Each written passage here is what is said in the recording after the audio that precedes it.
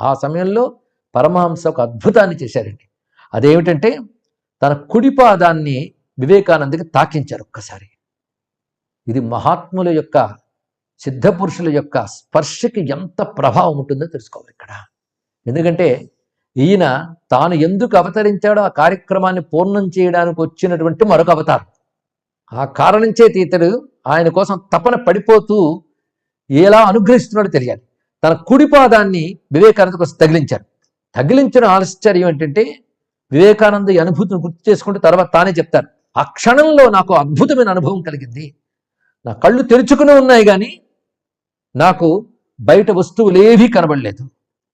ఆఖరికి నేను అనే భావన కూడా సమస్త జగత్తుతో సహా ఏదో తెలియని ఒక అనిర్వచనీయమైన మహాశూన్యంలో లయించిపోతున్నట్టు అనిపించింది.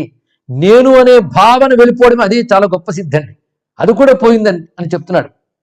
అంతేకాదు ఆ స్థితిలో నాకు అసలు ఏమీ తెలియలేదు, ఒక అనిర్వచనీయ ఆనందం.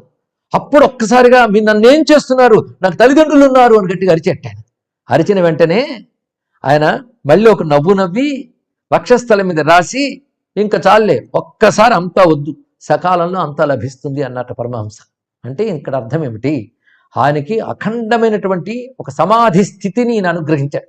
కానీ ఆ సమాధి స్థితి ఒకే సమయంలో ఎక్కువసేపు ఉండకుండా మళ్ళీ ఐక్యంకి తీసుకొచ్చాడు. ఎందుకంటే ఆయన మాట అన్నాడు, మీరేం చేస్తున్నారు, నాకు తల్లిదండ్రులు ఉన్నారు అని ఒక మాట అన్నాడు. ఆ మాట బట్టి మళ్ళీ ఒక్కసారి ఇహానికి తీసుకొచ్చారు.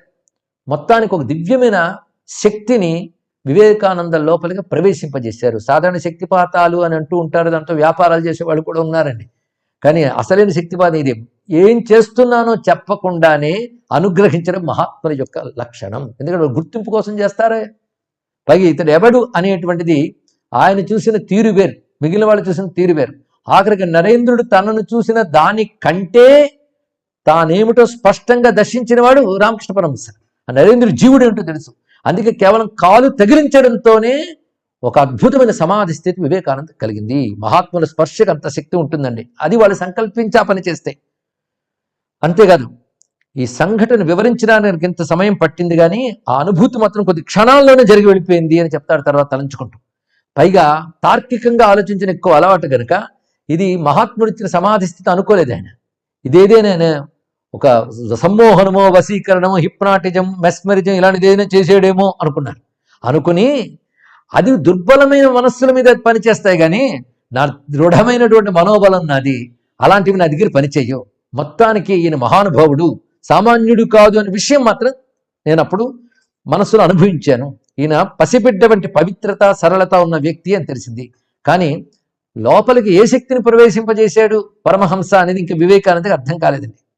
అంతేకాకుండా అప్పుడప్పుడు వెళ్ళినప్పుడు ఆయన హేతువాదంతో మాట్లాడడం, తర్కబుద్ధితో మాట్లాడడం ఇవన్నీ కూడా వినేవారు, చిరునవ్వు నవ్వేవారు.